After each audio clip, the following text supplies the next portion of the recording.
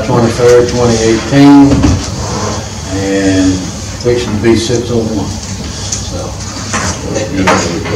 call a city council, city of Grantville, in session for the work session part of our meeting. At this point now, Hi, sir. Thank you. Thank you, Mr. Mayor and council members. This is our budget workshop. Tonight, at our regularly scheduled meeting, the fiscal year 2019 budget will be officially presented to the mayor and city council. Yesterday, in the Noonan Times-Herald, we published our public notice, which stated that the budget will be submitted to the mayor and city council today at 6:30 p.m.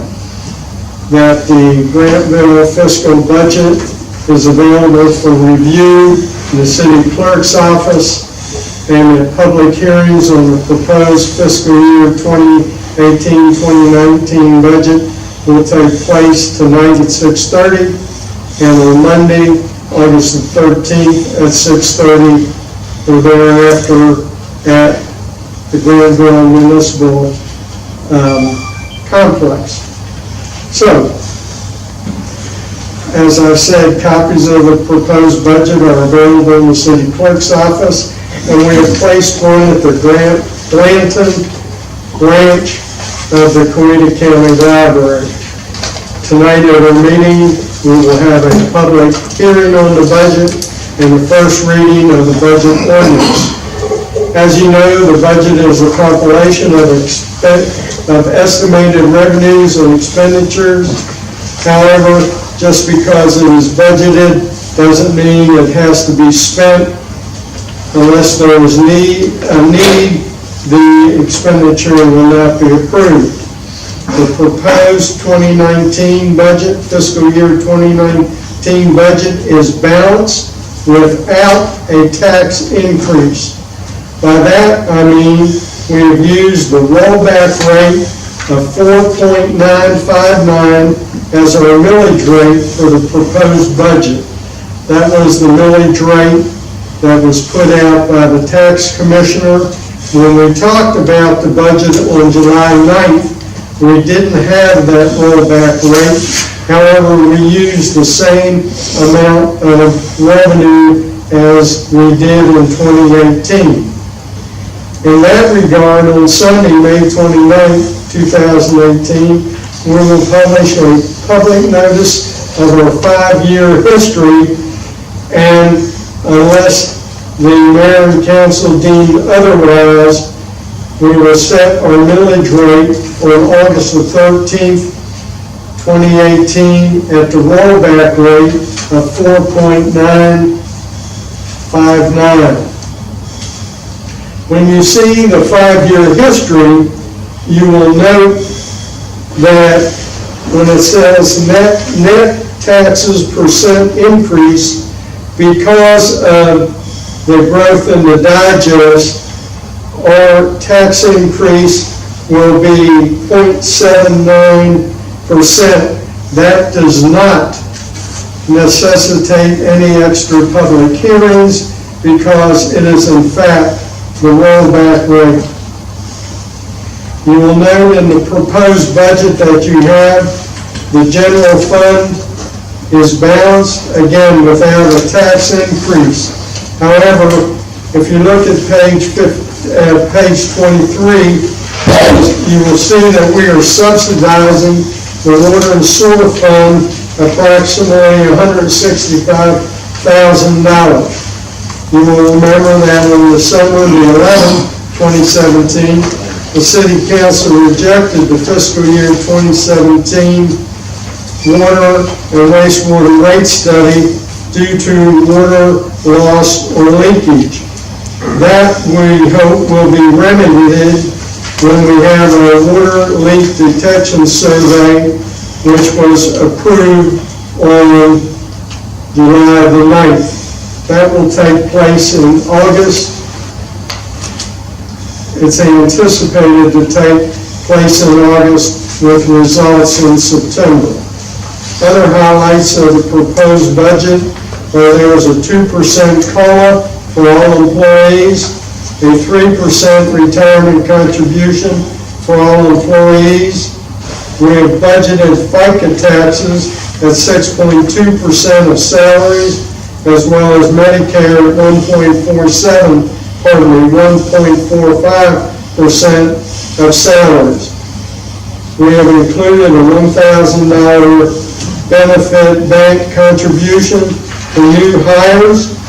It is anticipated that we will have 6 new hires in fiscal year 2019, the majority of that being in the police department, because we have lost 2 employees and will be gaining 1 employee, that being a school resource officer. Group insurance, health, dental, and life is budgeted at $9,375 per employee. Although we don't have the figures yet, we anticipate that's where it'll be. Workers' compensation reflects a 10% increase to 2018 actual numbers. Again, we don't have those figures, but as you know, a budget is an estimate of revenues and expenditures, and that's what we are predicting.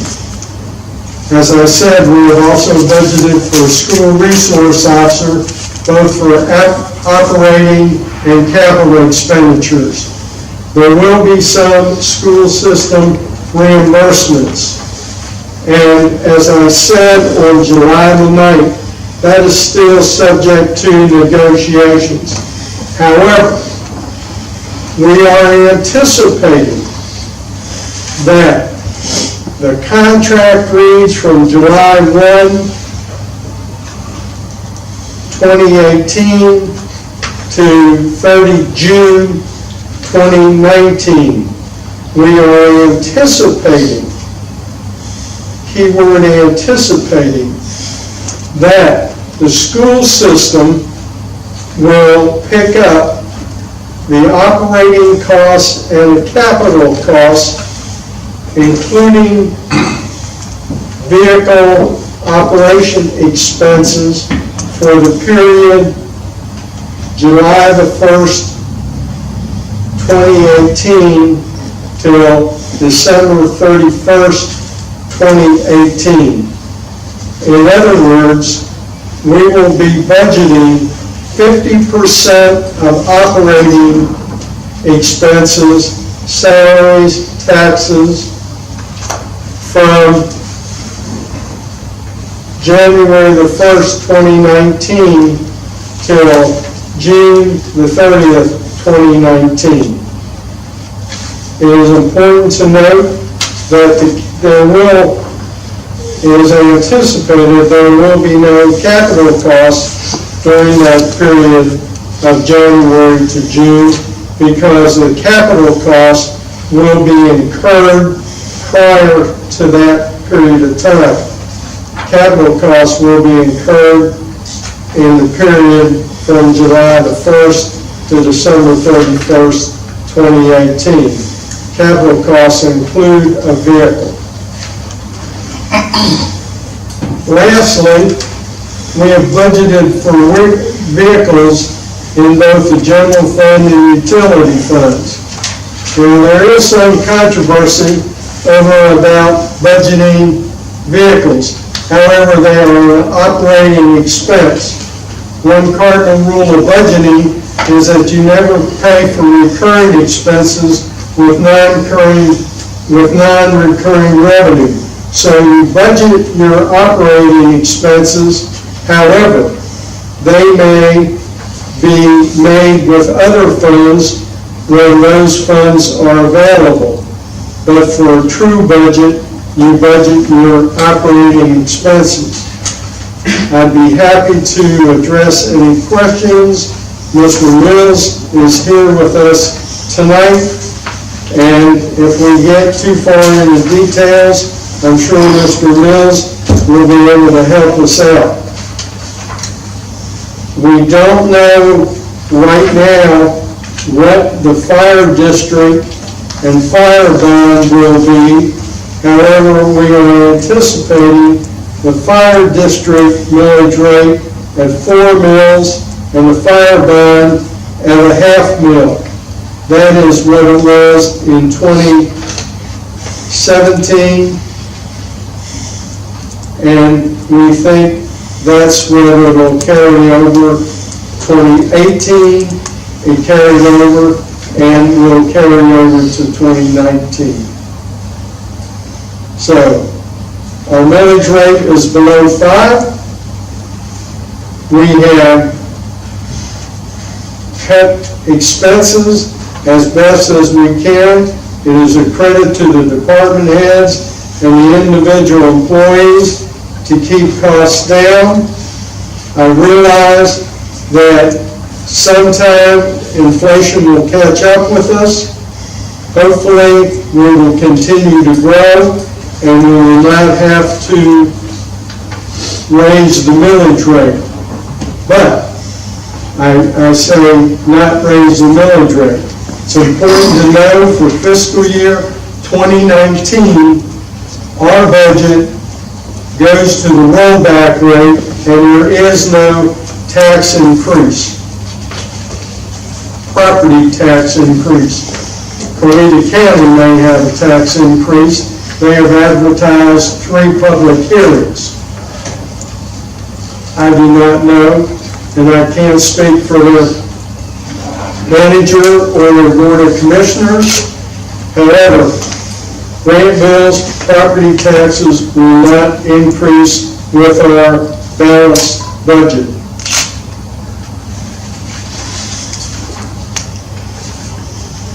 Okay, anybody have any questions, Alan, we'll start on your end if you got anything. Well, Anything you need clarification on that? yeah, you know, on this, the public notice, that was what was put in the paper? Yes, sir. Okay. What, I So noticed, you have 2 public notices. okay, was this an addition, the one that was laying here beside us was an The addition? public notice that was published July the 22nd looks like that. The 5-year history Okay. will be published on Sunday, July the 29th. It has to be published at least 10 days prior to setting the millage rate, but not more than 20 days prior to setting the millage rate. And publishing it on July the 29th puts it right in the middle, because subject to the discretion of the mayor and council members, going with the rollback rate, you only have to publish, well, you have to publish it, but you only have to hold 1 public hearing. And that public hearing will be on August the 13th. Okay. On the timber, Yes, sir? it goes in the 5-year history, and in 2018 it was 0. What changes that? I don't know, to be honest with you. Those are figures given to us by the tax commissioner. You'll notice in 2013 was the only other year it was 0. So I don't know if that means no timber was harvested in the city of Grantville. Those figures are given to us by the tax commissioner. Well, then in that case, what is the forest land grant value? What, the reimbursement? Again, sir, I have to say, those figures are given us by the tax commissioner. He compiles those. I do not know. Okay. I was just curious. You know, I wonder sometimes if people realize that there's quite a bit of timberland in the city of Grantville that is owned by foreigners.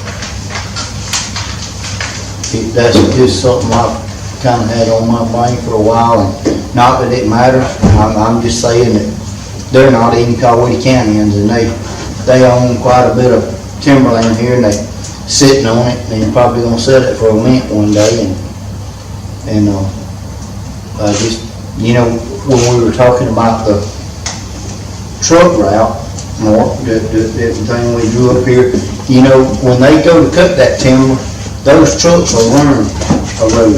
They're actually out there right past the city limits on the road I live on. The road's running right now because of trucking. I just, you know, they're kind of using us, is all I'm saying. And I didn't, there isn't another agricultural exemption in here, but evidently there's a timber kind of thing, so. All I'm saying is I think maybe when they sell timber that's in the city of Grantville, maybe we ought to benefit from it a little bit. Maybe we ought to have our own little 1 or 2% tax on that. It's just a thought. Something to be considered. Anything else? No, sir. More? Okay. Well, in the Mr. Digest. There are. When we talk about the school resource officer, Yes, sir. we're talking about are the expenses related with that going to be prorated for 3 or 4 months of this year and then it's our burden? Or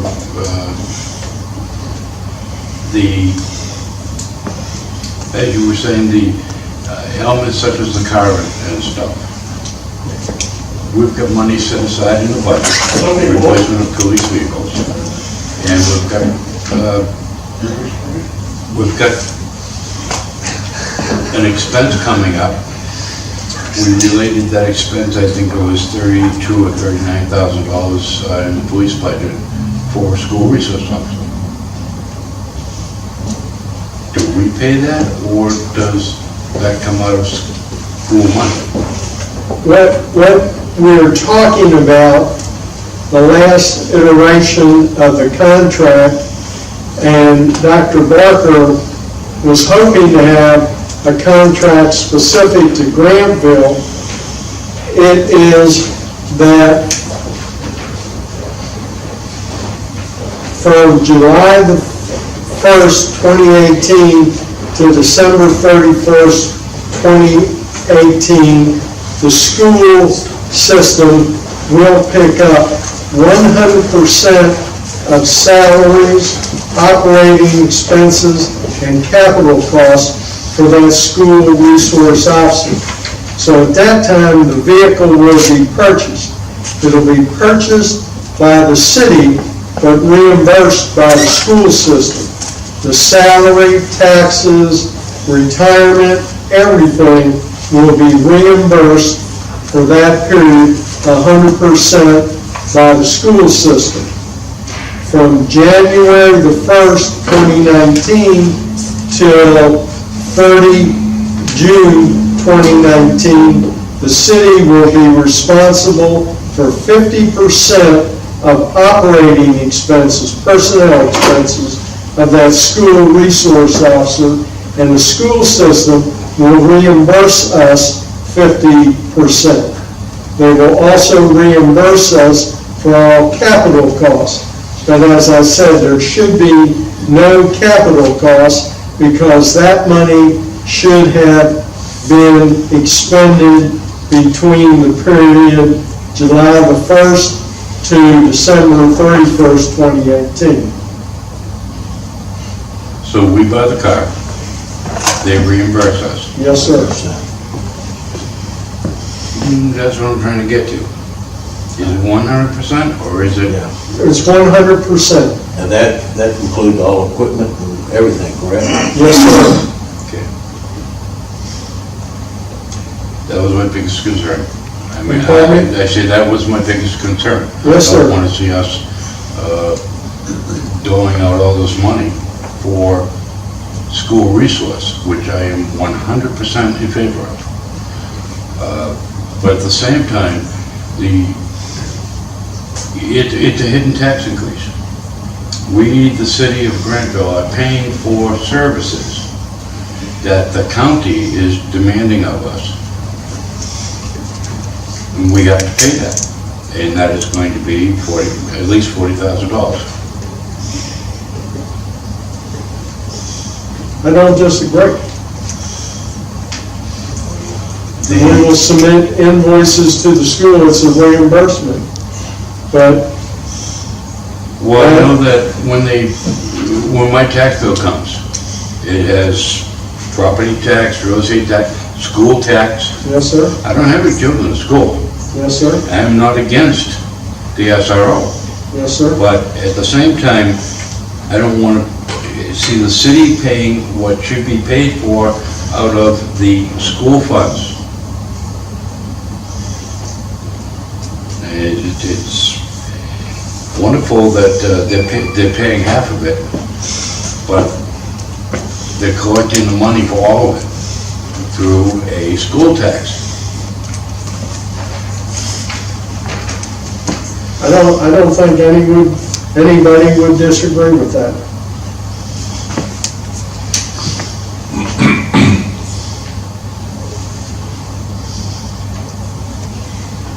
Well, in the regular meeting, can we table the budget if we choose to? Well, when the contract comes up for the school resource officer, you will have an opportunity to address that. We have anticipated the cost of the school resource officer from the period of January the 1st, 2019 to June the 30th, 2019. Certainly, it's no reason not to pass the budget. If the money is not expended, it's not expended. The contract for the school resource officer will come up for consideration. And tonight, you're just being asked to have a first reading on the ordinance to adopt the budget. So this action tonight wouldn't officially adopt it anyway. You've got another public hearing, and then you would be taking the actual action or vote to adopt the budget at your next meeting, and hopefully might gain additional information between now and then. So, And let me suggest that I would like to schedule it now on the 23rd. Is that the date for the second work session? August the 13th, sir. 13th. Is that a regular meeting night? Yes, sir. Then I would prefer to have this another public hearing on a non-meeting night, if we can arrange it with the dates of publication and so forth. So we'll have more time. 30 minutes is not enough to receive input from the citizens and actually answer the questions of the board as far as I'm concerned. And that would be my recommendation, that we schedule another workshop. And any of our workshops are open to all members of the public. And that would be my recommendation, where we can talk about all of these things. When would the mayor and council wish to schedule the public hearing? Well, I think you and I and Mr. Stewart can discuss it tomorrow, and then go right up on a date, and then see if it's agreeable to the members, and see how that works out.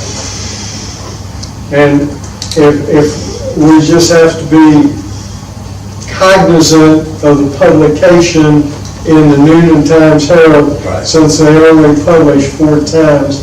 If we wanted it as a display ad, we have to get it in. Okay. Is that all right? Yeah, I just had a few questions, and I think Mort did too. I mean, I didn't mean to stir the pot here, for sure. I just. No, you're not. You're I don't think trying to I gain, will either, trying to gain information, and that's, Well, but like I say, it's time, I'm just about to start the regular meeting. I'm sure Ms. Hines might have at least one question. well, go ahead. And so we're gonna run out of time. I think we need at least one more. I agree. Ms. Hines, you wanna? I do have concerns about the summary on page 2, but because, like you said, we are running out of time, I compared the summary, revenue and expenditures, I compared some of the figures with the sheet that was put in our packet compared to the one that was given to us on July the 9th. And there's some difference in the figures for July the 9th compared to July 23rd.